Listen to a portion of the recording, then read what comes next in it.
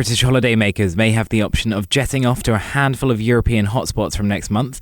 The European Commission proposed to ease restrictions on travel to countries in the bloc amid progressing COVID-19 vaccination campaigns and lower infection rates. And the UK government's green list of countries to which people can travel without having to isolate for 14 days on their return is expected to be released this week, although it is understood details are still being finalised. Reports suggested the list could include about a dozen countries, although some newspapers suggested it could be fewer than 10. Both The Times and The Guardian said destinations likely to make it onto the list for travel from May 17th included Portugal, Malta and Gibraltar, while The Telegraph said Spain, Greece and France could be added by the end of June.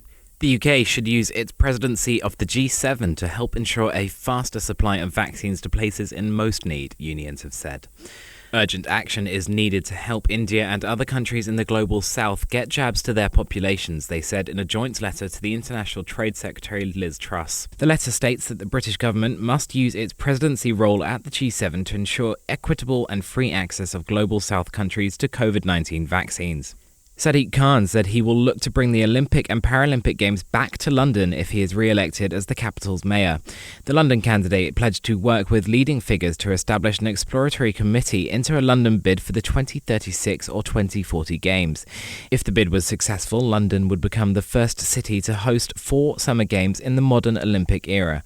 Mr. Khan said he would aim to make it the most sustainable Summer Olympics ever hosted by using existing venues built for the 2012 Games and other sport facilities.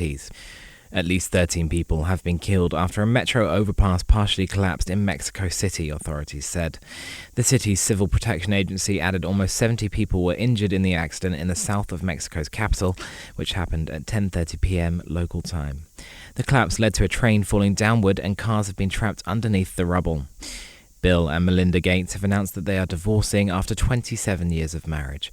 The Microsoft co-founder and his wife, who launched the world's largest charitable foundation, said they would continue to work together at the Bill and Melinda Gates Foundation.